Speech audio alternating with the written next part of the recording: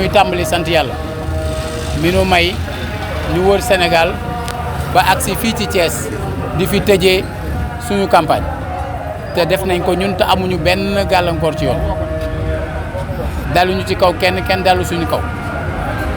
xasuñu keneen xasuñu tamit te loolu la ñu ñaanoon bi ñuy tàmbali suñu borom may nu ko moo tax ñuy sant di gërëm nag équipe bi yëpp muy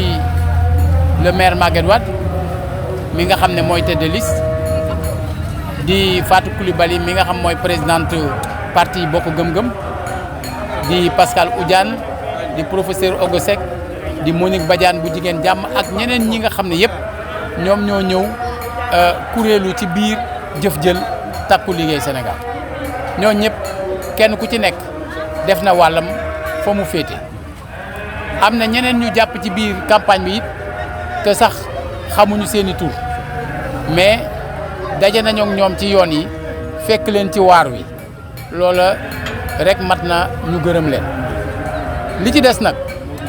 mooy su fekkee ne dañoo jëm ci benn élection mu mel ne bi nu jëm dafay baax ñu leeralal nit ñi te loolu moo doon sens suñu campagne ban élection la bii doonul bii du élection présidentielle du it élection maire yi bëri na ñoo xam ne seen campagne yëpp mooy nañu jël carte yi jox ko président de la république te nekkuñu ci élection présidentielle bëri na ñoo xam ne seen kàddu mooy nañu dooleel président de la république te président dafa am doole ba noppi président am na doole ndax tey ji yow loo am soxla soo bëggee jéggi tali bi moom buy jàll da ngay xaar kon am na doole ki nga xam mooy nommé premier ministre nommé ministre nommé ambassadeurs yi nommé consul yi nommé DG yi nommé PCA yi ak leneen ak kattan ba mu àndal yëpp kon kooku am na doole ki nga xam ne moo nekk chef suprême des armées am sañ-sañu jox ndigal armée gendarmerie police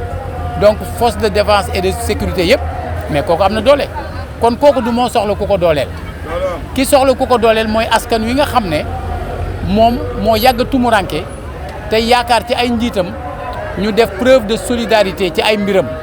jiital ay yitteem muy dund te dund mooy lekk naan solu dëkk wér gu wérle muy santé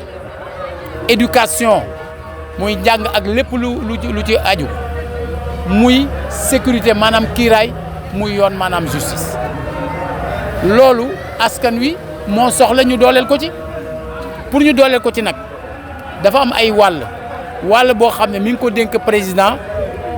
war a tabb gouvernement am ñooñu dañuy doxal waaye dafa am ñeneen ñoo xam ne da leen di fal ñu dem ca péncu ndaw askan wi ñooñu dañuy dogal ndax loi yi ñoo leen di tëral budget loi la ñoo koy voté ñooñu ñooy saytu liggéeyu gouvernement ñooñu ñoo am sañ-sañu convoqué ministre di ko laaj te sañ ta bañ ñooñu ñoo am sañ-sañu woo gouvernement ba mu ñëw ñu ne ko wàcce nañ la loolu ci turu askan wi kon ñoom la ñuy tànn ci élection bii nu jëm kon waruñu ko jaawale nit warut a jaawale yaru ak yeeru yaa ngi dégg dafa nuroo toog du benn élection bii nu jëm demuñu ci di contre président de la république ñun demuñu it di ko ci faral demuñu ci di faral parti d'opposition wala di ko contre dañ ciy dem di faral ki mat a faral mooy askan wi nga xam ne constitution bi moo ne sañ-sañ wi askan woowu moo ko moom di ko dénkaane wala mu doxalal ko boppam ci référendum bi ñuy wax oui ou non waaye da caa teg ni amul benn pàcc ci réew mi wala benn doomu aadama ci réew mi bu mën a aaki moo sañ-sañ boobu message boobu lañ doon leeral di wax ne la majorité à personne la totalité au peuple ce qui revient à dire que si demain un candidat sur une liste de partis politiques, de coalition de partis politiques, sur une liste d'une entité indépendante est élu, une fois élu, il ne peut pas, il ne doit pas, il ne saurait être un député d'un parti politique, d'une coalition ou de cette entité indépendante. Mais il est définitivement un représentant du peuple, puisque le suffrage est exclusivement décerné par le suffrage du peuple. C'est le peuple qui est le mandant, il est un mandataire, donc il doit à l'Assemblée nationale être un représentant discipliné du peuple sénégalais. C'est le message que nous avons délivré au cours de cette campagne. Nous avons lancé maintenant un appel à l'apaisement.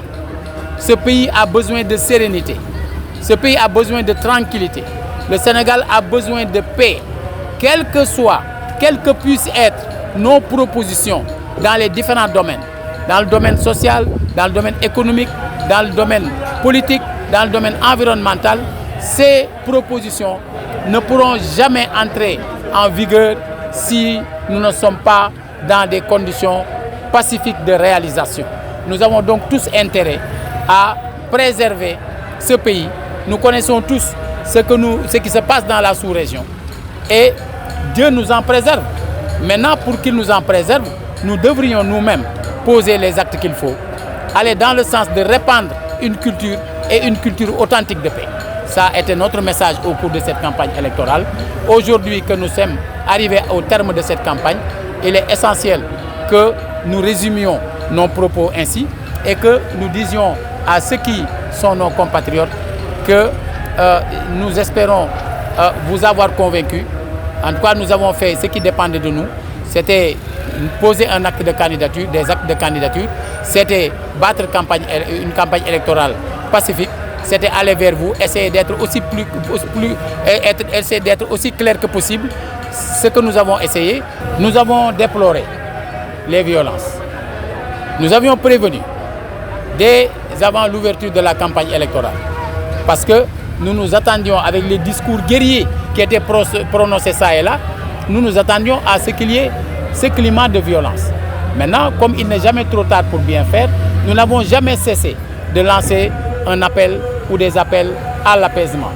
Bon, là, j'espère que ce qui s'est passé ne se répétera pas le jour du scrutin.